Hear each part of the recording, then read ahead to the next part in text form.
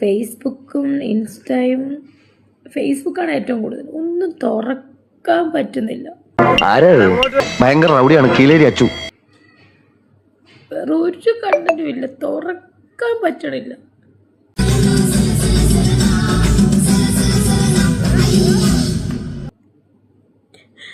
എന്നെ ബാധിക്കുന്ന കാര്യമല്ലെങ്കിൽ പോലും ചിലതൊക്കെ എന്നെ ബാധിക്കും. ചെറുബാല്യക്കാരി കുട്ടികൾക്ക് വരാൻ പറ്റിയ ഇടമല്ലിത്.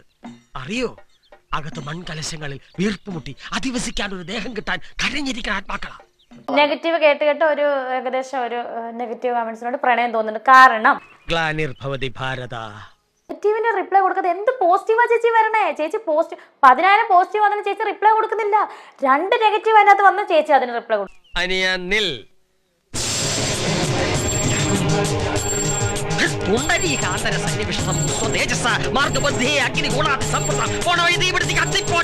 ഒരുപാട് പേര് എന്നെ വിളിച്ച് ഇന്നലെ എന്റെ വീഡിയോ കണ്ടിട്ട് കുണ്ഡലിനി സൂത്രം ഗ്രഹിച്ച് ശിഖയിൽ പത്മദളം വിടർത്തിയ കുമ്പിടിയുടെ മുന്നിൽ പഴയ ഗുരു ശിക്ഷപ്പെട്ട കഥ വേറെ. ഇപ്പൊ എന്താ പറ്റിയതെന്ന് വെച്ചാൽ ഞാനിങ്ങനെ ചിന്തിച്ച് ഈ പ്രശ്നങ്ങൾക്കെല്ലാം മൂലകാരണം എന്താണെന്ന്. ഇപ്പൊ എന്താ പറ്റിയതെന്ന് വെച്ചാൽ കുറുമ്പത്തറയിൽ ഒരു ബാധോദരോ പ്രശ്നം വെക്കാൻ പോയ പണിക്കരുടെ ദേഹത്ത് കുടിയേറിയിരിക്കണു.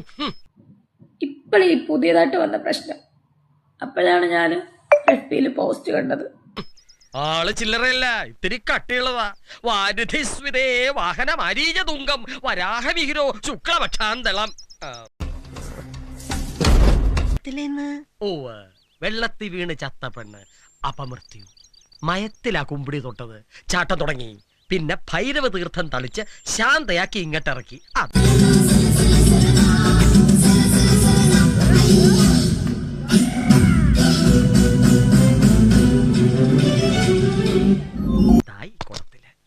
നല്ലോണം മുറുക്കി കെട്ടിയിട്ടില്ലേ കുമ്പിടിയെ? ഇവിടെ തെക്കേ മാണിയിൽ ഉഗ്രമൂർത്തികൾ കാവലിരിക്കുമ്പോ കെട്ടഴിഞ്ഞാലും പുറത്ത് ചാടുവോ ഉണ്ണിയമ്മേ? മാനിപ്പുലേറ്റിങ്ങും അതുപോലെ ഒന്നും പറയാനില്ല. എനിക്ക് ആരോടും ഒരു പിണക്കോ പരിഭവങ്ങളോ ഒന്നുമില്ല. ഞാനൊന്നും എല്ലാം ഒന്നും പറഞ്ഞിട്ടില്ല. എനിക്ക് പറയാൻ തുടങ്ങിക്കഴിഞ്ഞാൽ ഇതിവിടെ അങ്ങും തീരത്തില്ല. ചില ശബ്ദങ്ങളും കരച്ചിലും ഒക്കെ ഇവിടുന്ന് കേട്ടോന്ന് വരും. വാതിലും ജനലും ഒക്കെ അടച്ച് അകത്തിരുന്നോണം എല്ലാരും. കുക്ഷിശാസ്താവേശ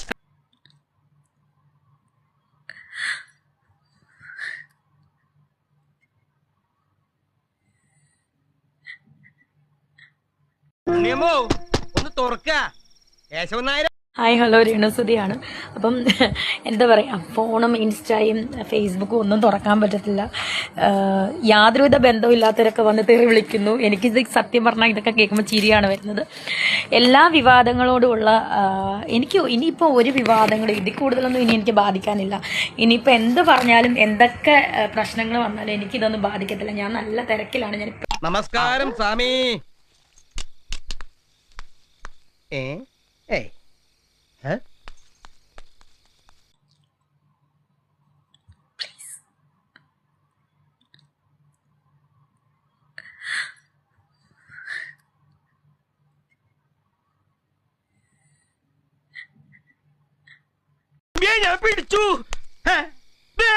സോ ഇനിയും തൊട്ടുള്ള വിവാദങ്ങളൊന്നും എന്നെ ബാധിക്കുന്ന കേസേ അല്ല. അതുപോലെ തന്നെ എനിക്ക് വിവാദങ്ങളോട് പറയാനുള്ള മറുപടികളെല്ലാം ഞാൻ പറഞ്ഞു കഴിഞ്ഞു. ഇനി എനിക്ക് സോഷ്യൽ മീഡിയയിൽ വന്ന് നിങ്ങളോട് എനിക്കൊന്നും പറയാനില്ല.